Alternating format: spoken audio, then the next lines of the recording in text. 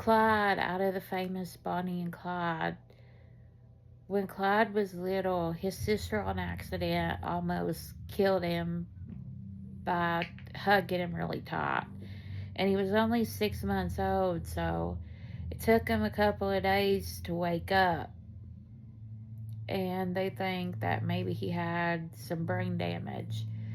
A lot of serial killers end up joining the army, but normally don't stay very long. I was reading this book that said a lot of serial killers who use knives are normally lower in IQ.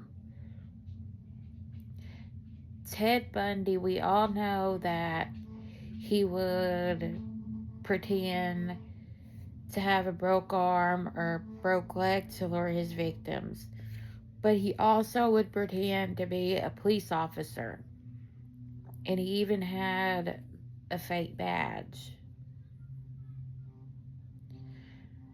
Serial killers sometimes, when they're young, have to go to psychiatric hospitals.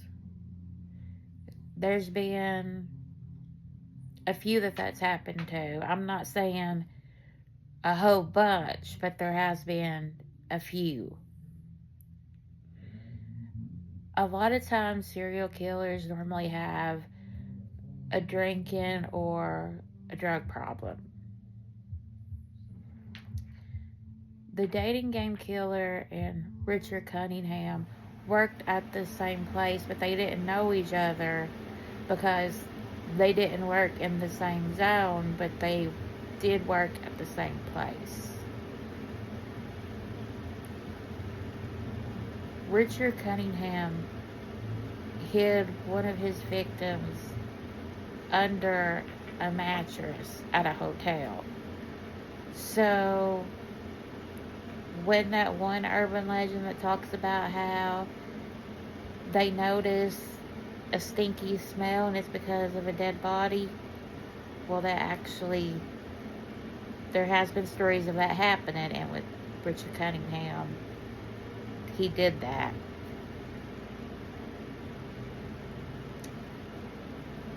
The dating game killer, he's called the dating game killer because he was on the dating game show. And he actually won. But the girl found him creepy, so she didn't go out with him.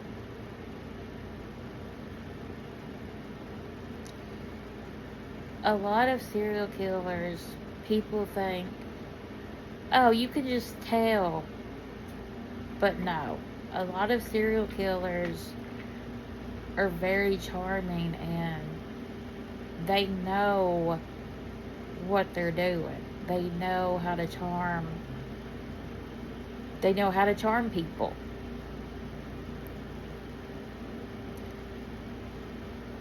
One of the worst serial killers was the Green River serial killer.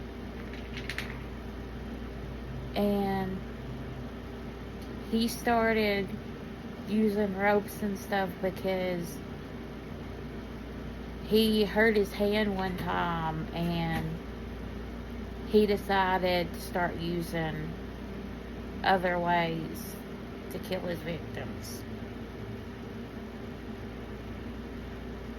Ted Bundy, before he was arrested, he met a young girl, and he would cook for her, and she really liked him. So when he got caught, she was very shocked. She didn't see that coming.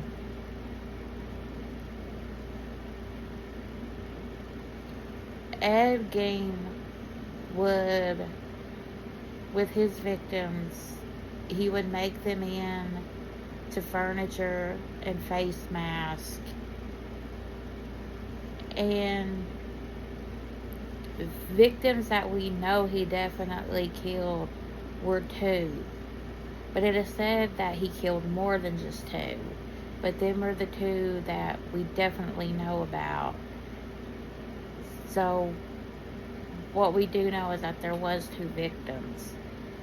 And he would dig up victims from the graveyard. He would do that a lot. H.H. Holmes had a murder hotel, which is basically look like a castle, but he would have his victims, they would be in the hotel. That's where he would hide their bodies.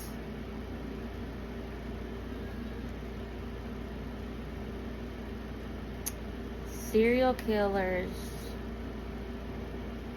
often, a lot of the times, don't like to confess to a lot of their murders.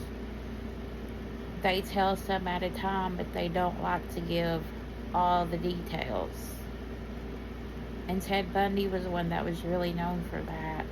He would tell just enough to keep him alive, but he never wanted to tell everything. So he took a lot of stuff to the grave with him. Well, that is all for today's video. Tell me, guys, if when I do these videos, like, if you want me to tell the backstory of the serial killer as I'm doing it, or just go in to facts about them. Thank you guys so much for watching.